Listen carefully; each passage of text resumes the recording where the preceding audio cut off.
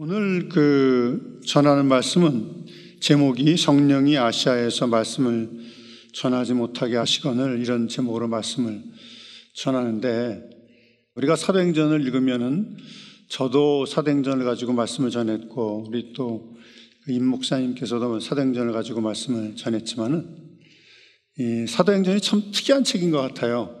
신약에 들어와서 이제 마태, 마가, 누가, 요한 이렇게 복음서를 보고 나서 사도행전을 이렇게 들어가면은 신약 전체 중에서 초대교회에 대해서 넓게 그렇게 한눈에 보게 써져 있는 책이 없어요. 실제로는 사도행전을 안 보면은 초대회가 어떻게 진행되어 가고 어떻게 전개되어 가는지 사실 알기가 어렵죠.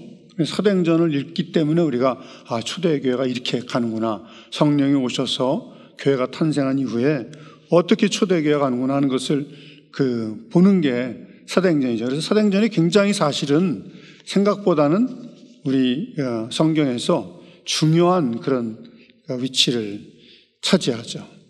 그런데 오늘 특별히 이 읽은 그 말씀은 우리가 잘 아시는지 모르겠지만 2000년 기독교 역사에서, 2000년이 넘는 그런 기독교 역사에서 기독교의 물줄기를 바꾼, 엄청나게 기독교의 물줄기를 바꾼 그런 사건입니다. 그런 의미에서 오늘 나누는 16장 6절부터 10절까지의 말씀은 중요하다는 생각이 들고, 그리고 또 세 번째는 이 말씀이 특이한 거는 6절에 보니까 성령께서 아시아에서 말씀을 전하지 못하게 하시거늘, 이렇게 말하고 있는 것을 볼 수가 있어요.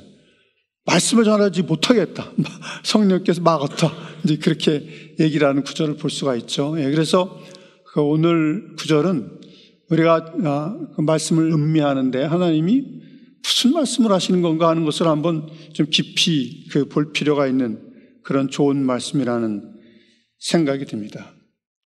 오늘 이 말씀 16장 6절의 상황을 보면은 먼저 16장 이전에 예루살렘 공의회가 있어요.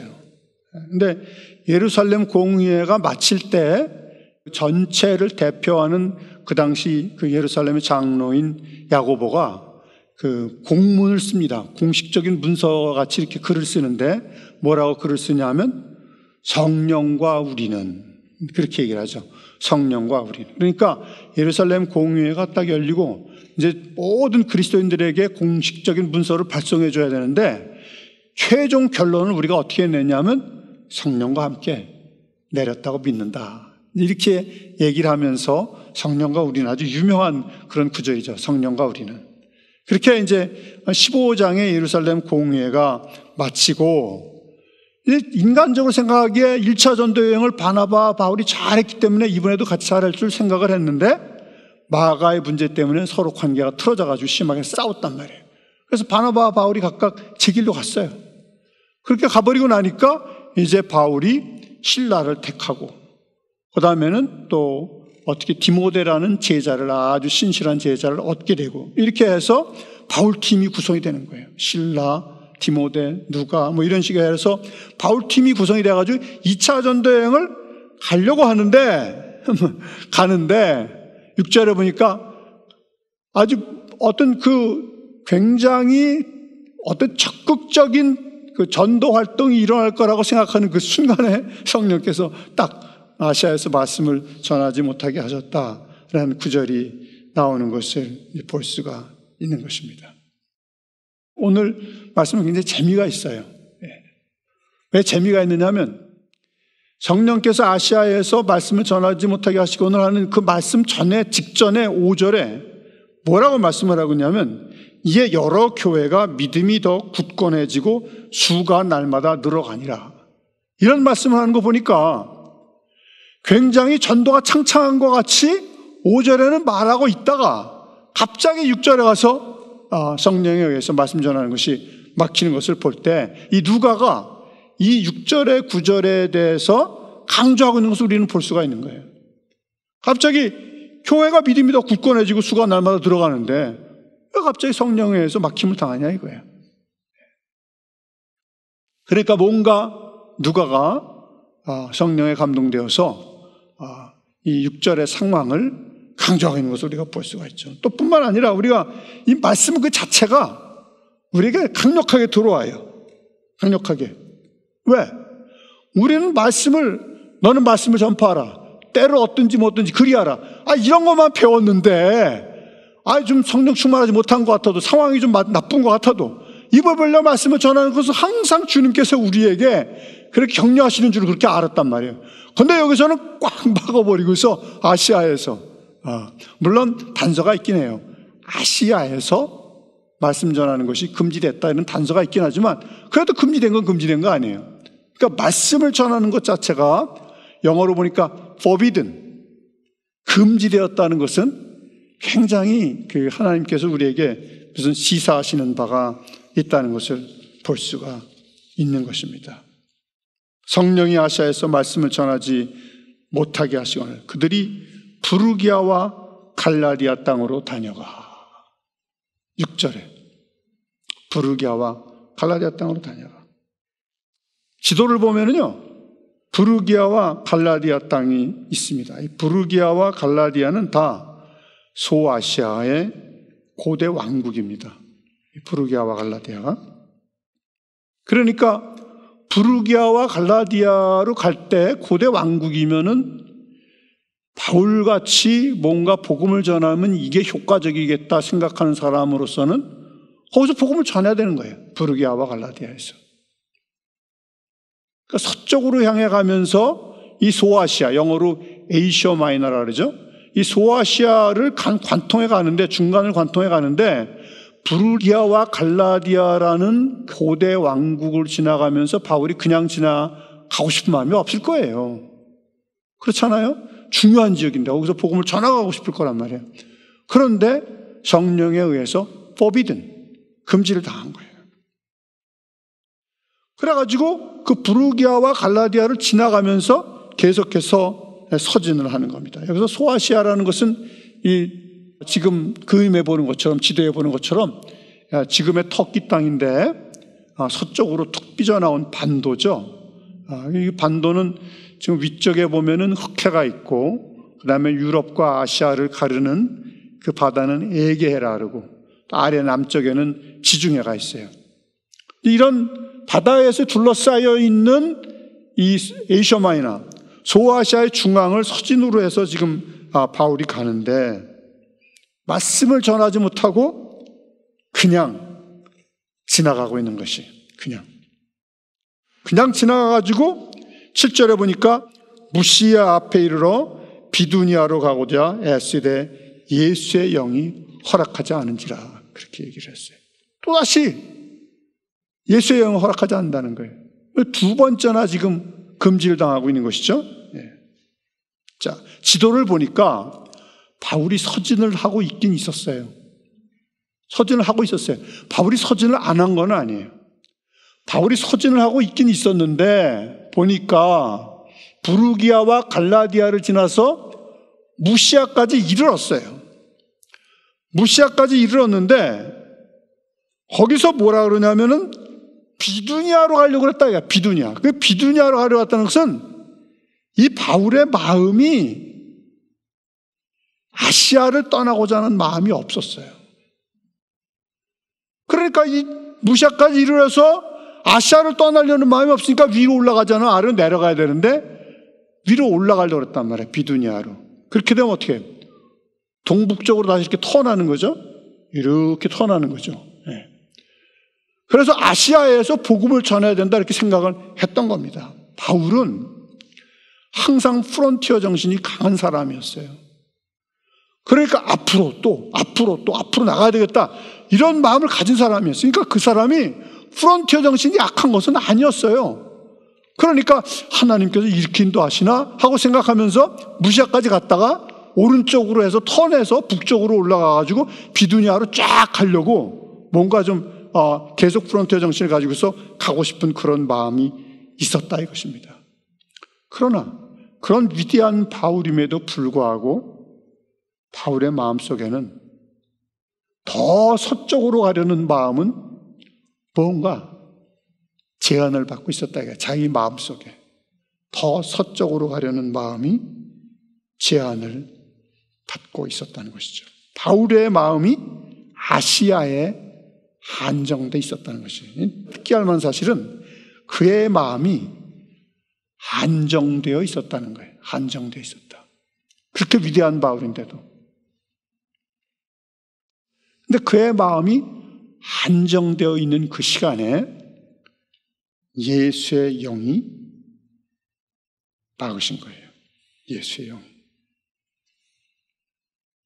예수의 영이 바울을 그 동북쪽으로 가는 것을 막아버리셨습니다. 신기한 묘사입니다.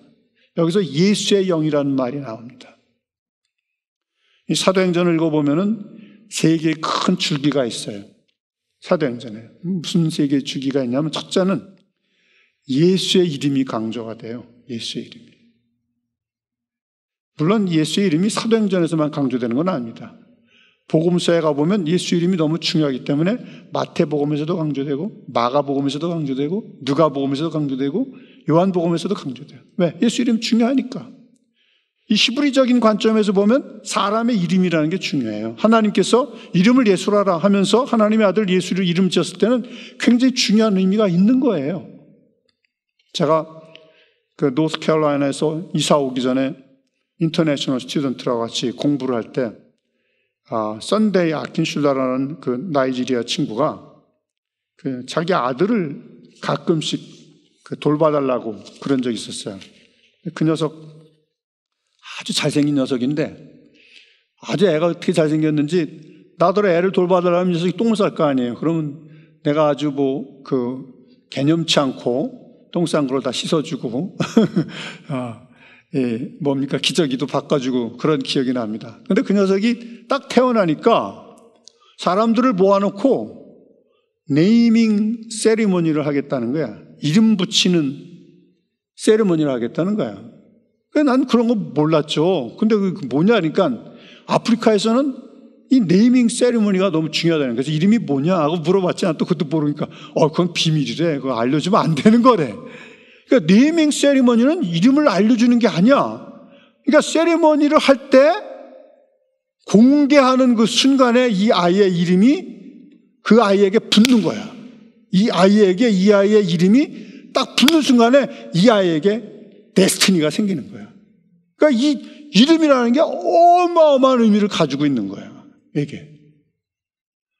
그러니까 이름을 예수라 하라고 그 붙일 때 그 이름은 그냥 이분에게 하나님의 아들에게 예수 이름이 붙었다라는 어마어마한 의미도 있는가 하면은 우리가 예수 하는 순간에 예수의 이름을 부를 때 그 예수의 이름의 의미가 무엇인지를 우리는 평생 동안 깊이 들어가야 되는 그런 이름이에요. 이 이름이.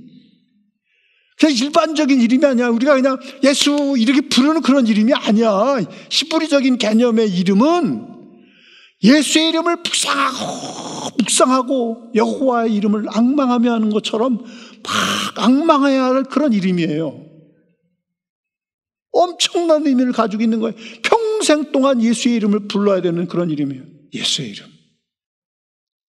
사도행전에 사복음서에 있는 그것을 그대로 받아가지고 그랬잖아요. 그래서 3장에 보면은 예수의 이름이 낫겠다. 예수님이 낫겠다는 말을 사용하지 않고 예수의 이름이 이 안진뱅이를 낫겠다. 그렇게 말하잖아요. 설명을 그렇게 하잖아요. 그죠? 첫 번째 줄기가 예수 이름이에요. 사도행전을 쭉 읽어보면. 그 다음에 두 번째 줄기는 뭐냐 하면은 성령이에요. 당연히 성령. 계속 성령의 그 중요성에 대해서 강조를 하고 있잖아요. 우리가 사도행전 1장 8절에 성령이 너에게 임하시면 너희가 권능을 받고 예루살렘과 온 유대와 사마리아와 땅끝까지 내 증인이 되리라. 이 말씀 그대로 진행되어 가는 거냐. 성령이 사도행전 2장에 임하고 나서 예루살렘, 유대, 사마리아. 그 다음에 마지막 장면이 뭐예요? 바울이 28장에 로마에 가서 복음 전하는 거잖아. 그러니까 성령께서 계속 주도해 간다는 것을 보여주는 거잖아. 너무 쉬우면서도 너무 신비한 거죠. 그러니까 계속 성령이 주도해 가는데 거기서 플레이하는 연극 배우들은 바뀌어간다는 거야. 그러니까 28장에는 그 연극 배우가 누구야? 바울이에요. 앞에 부분에는 바울이 안 나타나. 전혀 바울이 나타나지 않은데도 하나님의 말씀이 융성하게 증거되는 것을 볼 수가 있어요. 그러니까 주도권을 성령이 가지고 계신다 해서 이 성령에 대해서 사도행전의 세 가지 줄기는 예수 이름, 성령, 그 다음에는 말씀이에요. 말씀을 강조하고 있습니다. 하나님의 말씀은 흥왕하여 더하더라. 사도행전 12장 24절에. 왜 이 말씀이 나옵니까? 헤롯이 아직 왕복을 입고서 딱 있는데 그냥 헤롯에게 간사하게 막 헤롯을 갖다 이렇게 막 축혀주느라고 이 헤롯의 말은 당신의 말은 사람의 소리가 아니라 신의 소리다 그랬더니 하나님께 영광을 돌리지 않고 자기가 무슨 신이라서 된 듯이 말이야 껍적껍적 대다가 그냥 죽이 먹어 죽었어요. 벌레가 먹어가지고 죽어버린 거예요. 그러니까 왕인데 갑자기 벌레 먹혀가지고 죽은 거예요. 벌레 먹혀서. 구더기보다도 못한 인생이죠. 예? 그러니까 그 말씀 바로 뒤에 뭐라고 말하냐면 하나님의 말씀은 흥왕하여 더하더라. 하나님의 말씀이 저런 파워풀하다는 거예요. 그리고 또 18장 5절에는 이런 말씀이 있어요. 실라와 디모데가 마게도냐로부터 내려오매 바울이 하나님의 말씀에 붙잡혀 유대인들에게 예수는 그리스도라 밝히 증거하니. 실라와 디모데가 바울에게 연합하기 전에, 바울을 조인하기 전에 바울이 혼자 있었어. 그때 바울은 하나님의 말씀에 붙잡히지 않았어. 그런데 실라와 디모데가 내려와가지고 고린도에서 바울과 하나가 돼가지고 연합이 되니까 그때 바울이 갑자기 말씀에 사로잡힌 거예요. 말씀에 붙잡혀가지고 고린도에서 말씀을 강력하게 증거하는 사역을 하기 시작한 거예요. 그래서 고린도에 수많은 사람들이 집회로 돌아왔어요. 그것을 보면 하나님의 말씀에 사로잡혔다는 것이 얼마나 중요한 건지 우리는 알 수가 있습니다. 하나님의 말씀에 사로잡힘으로써 고린도 전체가 완전히 뒤엎어지는 그런 역사가 있는 것을 볼 수가 있습니다. 또 19장 20절에는 바울이 에베소 사역을 하고 있는데 어떻게 묘사하고 있냐면 이와 같이 주의 말씀이 힘이 있어 흥왕하여 세력을 얻으니라. 바울이 말씀을 전할 때 그 말씀이 힘이 있어가지고 마술을 하던 사람들이 전부 다 돌이키고 회개해가지고 책을 다 그냥 내놨단 말이에요. 마술하는 데 쓰는 책들 다 내놔가지고 다 불태우는데 그 값이 얼마나 되냐면 은으로 5만이나 됐다 그랬어요. 근데 그때 뭐라 하냐면 주의 말씀이 힘이 있어 흥왕하여 세력을 얻으니라. 말씀이 매우 강력한 힘이 돼가지고 계속 그 말씀의 힘이 증가되어서 프리베일 했다. 완전히 압도적으로 이겼다 이거예요. 말씀의 힘이 강력하게 증가되어서 프리베일 했다. 압도적으로 이겼다. 이런 말씀이에요. 자, 이렇게 세 가지의 줄기가 사도행전에 쫙 있는 거예요. 이런 줄기가 있는 가운데서 여기서 갑자기 예수의 영이 하면서 예수 이름이 성령과 딱 결합이 돼가지고 예수의 영이 허락하지 않는다. 그러니까 완전히 바울은 그냥 뭐 이런 말을 써서 일본 말을 써서 미안하지만 아다리라고 그러죠. 아다리. 어디 갈 데가 없는 거야 이제는. 예수의 영이 허락하지 않는지라. 그러니까 바울로서는 더 이상 어떻게 할 수가 없는 거예요. 우리가 6절과 7절을 보면 6절에는 사실은 수동태를 썼어요. 뭐냐면 성령에 의해서 소아시아에서 말씀을 전하는 것이 금지당했다 이렇게 수동태를 썼어요. 우리가 한국말로는 그냥 능동태 같이 나와 있지만 사실은 성령에 의해서 소아시아에서 말씀 전하는 것을 금지당했다 이렇게 이제 수동태를 썼는데 7절에 가서는 그 말이 바뀌어가지고 이제 능동태가 되어버려요. 그래서 예수의 영이 능동태로 비두니아로 가는 것을 허락하지 않는지라. 그러니까 이 바울은 이제 더 이상 방법이 없는 거예요. 능동태로 바뀌어요. 그래서 딱 아주 정면으로 부닥쳐버린 거예요. 딱 마치 뭐가 부닥쳐버리는 것처럼 바울이 뭐 하나님하고 부닥쳐 할 수 있는 게 뭐가 있겠어요. 하나님이 꽝 해버리시면 꼼짝 못하는 거예요. 이제.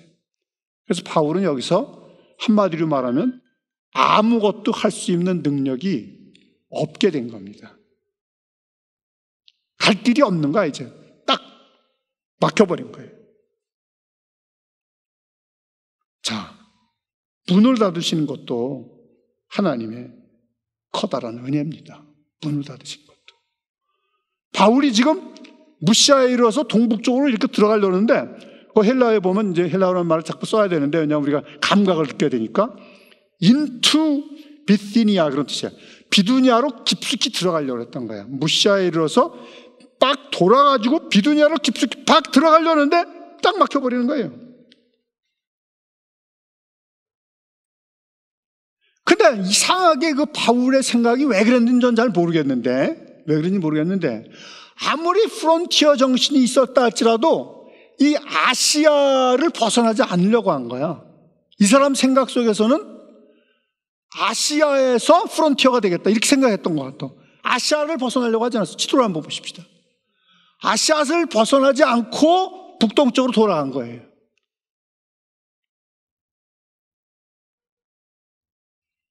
여기까지 오는 동안에, 무시아까지 오는 동안에 바울은 하나님의 뜻이 어디에 있는지 몰랐어요. 미리 알 수가 없었어요. 계획을 잡을 수가 없었습니다. 그가 안 것은 성령이 막으신다 하는 것만 알고 있었어요. 성령이 막으신다. 그러니까 그것만 알고 계속 무시아로 갈 수밖에 없었고, 또 무시아에서 드로아로 갈 수밖에 없었습니다. 인간의 능력에는 한계가 있는 겁니다. 인식 능력에 한계가 있는 것이에요. 그런데 그것이 하나님은 말씀하시기를 하나님의 은혜다 그래요. 인식의 능력에 한계가 있는 게 하나님의 은혜라는 거예요. 제가 얘기했죠. 이 드로아에서의 사건은 기독교 2000년의 역사를 바꾸는 사건인데 바울의 편에서는 무능력한 사건이었어요. 인식의 능력에 완전한 한계를 드러낸 사건이었거든요. 바울이 이렇게 생각하고 저렇게 생각하고 저렇게 생각했던 것들이 다 깨어지는 그런 사건이었거든요. 인간의 인식 능력에 한계가 왔을 때 이상스럽게 하나님의 은혜가 있다 이거예요. 근데 그 하나님의 은혜를, 그 은혜의 크기 정도도 바울은 인식하지 못했어요. 못했을 거라고 저는 생각을 해요. 오늘날 2000년이 지난 우리가 봤을 때는 인간의 역사를 바꾸는 그런 사건이었는데, 유럽에서 기독교가 흥왕하게 되는 그런 터닝 포인트였는데 바울이 그것을 알았겠습니까? 바울의 인식 능력이 한계가 있었을 때 바울 자신도 깨닫지 못하고 있는 그 시간에 하나님의 은혜가 깊었다는 것이죠. 그것이 참 아이러니입니다. 인간은 절대절명의 그 순간에 아무 능력이 없어 지식이 없어서 앞으로 갈 수 없는 그 시간에 하나님께서는 보이지 않는 곳에서 뭔가 큰 그림을 가지고 계셨다는 것이죠.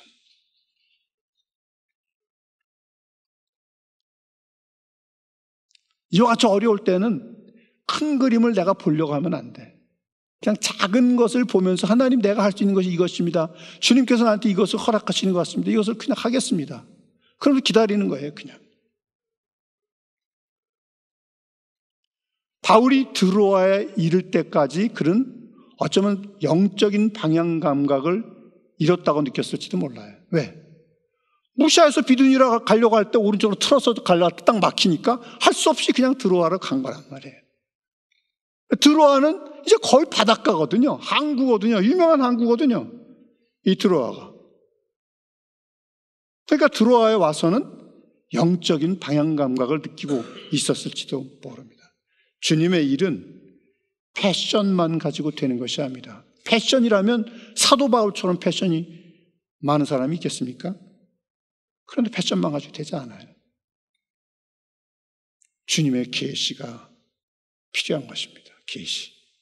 계시란 게 뭡니까? 하나님 편에서 커튼을 치워주시는 거예요. 내 스스로는 볼 수가 없다 이거예요. 이 드리워져 있던 커튼을 하나님께서 갑자기 이렇게 치워주니까 가리워졌던 것이 보여졌다 이거예요. 갑자기 보여졌다 이거예요.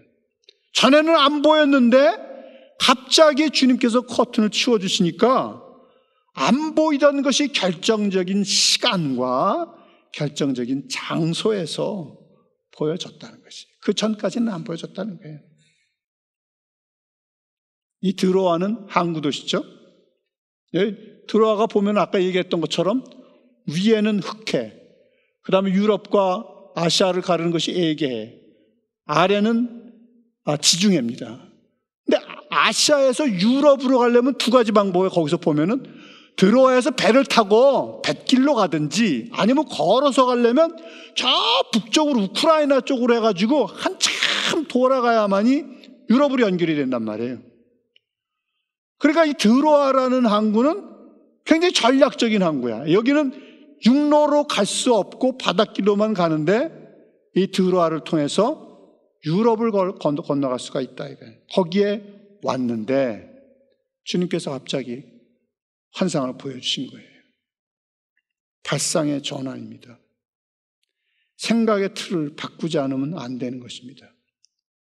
우리가 늘 계획하고 있는 그런 생각, 그 생각의 틀에 머물러 있었는데 주님이 환상을 보여주실 때 그 생각의 틀에서 벗어나 버린 겁니다. 바울과 그의 팀을 향한 하나님의 생각은 너무나 큰 것이었습니다. 바울이 아무리 위대한 사도라 할지라도 바울의 생각하고는 비교할 수 없는 엄청난 생각을 하나님께서는 가지고 계셨던 것이에요. 그 함의 임플리케이션, 드로아에서 하나님께서 환상을 보여줬다는 것은 그 함의가 어마어마한 것이었어요. 그러니까 바울이 그런 생각을 할 수가 없었던 거예요. 바울은 소아시아에서 계속 복음을 전하는 것이 좋겠다. 그것이 너무 중요하다. 자기는 그렇게 생각했을 거예요. 너무 중요하다. 자기 생각에는 이것이 너무 중요하다. 이렇게 해야 된다 하면서 그런 열정을 가지고 나갔는데, 그러나 그렇게 자기가 중요하다 생각한 그거보다는 하나님의 생각이 달랐다. 하나님의 생각이 인간의 생각과 달랐다. 하나님의 생각은 인간의 생각과 달랐어요. 이는 내 생각이 너희 생각과 다르며 내 길은 너희 길과 다름이라 여호와의 말씀이니라.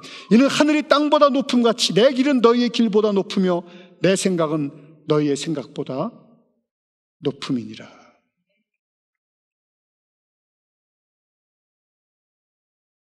바울의 사역 방향이 이 드로아에서 바뀜으로써 엄청난 결과가 일어나는 것입니다.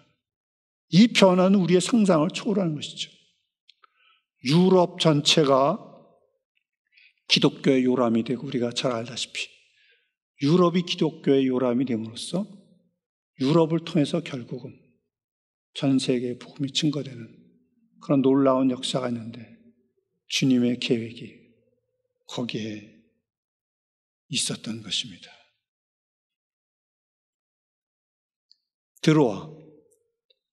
드로아는 정말 바울의 그 마음을 완전히 바꾸는 그러한 장소였습니다. 그런데 우리가 여기서 알아야 될 것은 우리나라 말고 헬라어 말이 조금 달라요. 바울이 환상을 봤다 이렇게 나오는데 정확하게 우리가 좀 구절을 좀 봐야 되겠지만, 그 구절을 헬라어에는 뭐라 하냐면 환상이 나타났다 이렇게 말하고 있어요. 그러니까 바울이 능동적으로 할 수 있는 것이 하나도 없어요. 그냥 전혀 생각지 못하고 있었는데 이니셔티브를 하나님이 가지시고 하나님이 바울과 커뮤니케이션, 의사소통을 할 필요가 있었어. 그런데 하나님이 바울과 의사소통하는 방법이 하나님이 택한 것이 환상이었어.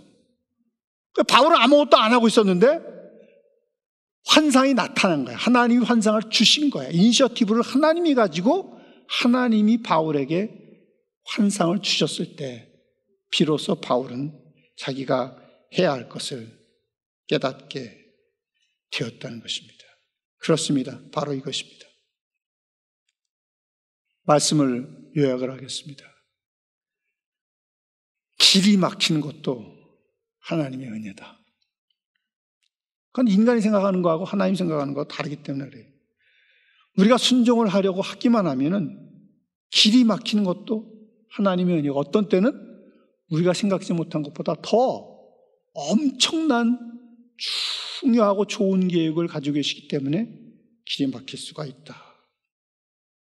그런 은혜의 순간이 될 수 있다. 두 번째는 하나님이 원대한 계획을 가질 때는 인간 편에서는 좌절감을 느낄 수가 있다. 절망을 할 수가 있다. 실망을 할 수가 있다. 바울이 큰 어떤 희망을 가지고 거기 있었다고 우리 보기는 어려워. 왜? 마지막에 가서 보면은 열정을 가지고 무시아까지 와서 거기서 비두냐로 막 동북쪽으로 올라가려 하는 그 순간에 예수의 영이 꽉 막아버렸거든요. 능동적으로 막아버리신 거예요. 그러니까 굉장히 아마 그 좌절감 같은 걸 느꼈을지도 몰라요. 그러나 인간의 좌절감, 인간이 실망하고 있는 그 순간에 하나님께서는 오히려 더 엄청난 계획을 가지고 계시는지도 모른다 하는 것을 우리는 꼭 기억해야 됩니다. 세 번째는 그 놀랍게 하나님이 일하시는 그 일의 뜻을 당사자인 우리, 당사자인 바울, 당사자인 우리 개인이 이해하지 못할 수도 있다는 것입니다. 저는 항상 이것을 생각해요. 바울은 아마 2000년 동안에 역사가 어떻게 변하게 될 것인지를 보지는 못했을 거다. 저는 그렇게 생각을 해요. 아무리 바울이라 할지라도. 그러나 2000년이 지나고 나서 우리가 보니까 서구 전체가 바뀌었지 않습니까? 그것 때문에. 그러니까 우리는 그냥 주님을 순종할 뿐인데 감사하면서 우리가 알지 못하는 어떤 일이 있을 겁니다. 우리가 알지 못하는 놀라운 일이 있을 것입니다. 그것은 하나님만이 아시는 하나님의 사이즈입니다. 우리의 사이즈가 아닙니다. 그렇게 고백을 하면서 주님 앞에 기도를 해야 할 것입니다. 무슨 일을 할 때 어떤 때는 사람들이 반대할 수가 있을 것입니다. 어떤 때는 환경이 열리지 않을 수도 있을 것입니다. 그러나 여러분 낙심하지 마십시오. 결과적으로는 주님께서 더 좋은 길, 그냥 더 좋은 길이 아니라 가장 좋은 길, 가장 좋은 길인데 그것도 우리의 상상을 초월해서 우리 자신이 도저히 짐작할 수 없는 그런 놀라운 길로 인도하실 수 있다는 것을 꼭 믿으시고, 이 길이 바로 성령이 인도하시는 길이요, 이 길이 바로 예수께서 그 이름으로 인도하시는 길이요, 자기 이름을 위하여 의의 길로 인도하신다 했지 않습니까? 예수께서 그 이름으로 인도하시는 길이요, 말씀으로 인도하시는 길, 그 길이라는 것을 명심하시고 낙심하지 말고 주님을 붙잡고 나가는 여러분이 되시기를 예수의 이름으로 축원합니다. 주의 인도하심을 받는 공동체, 주의 인도하심을 받는 여러분, 주의 인도하심을 받는 여러분의 가정이 되기를 예수의 이름으로 축원합니다. 잠깐 기도하겠습니다.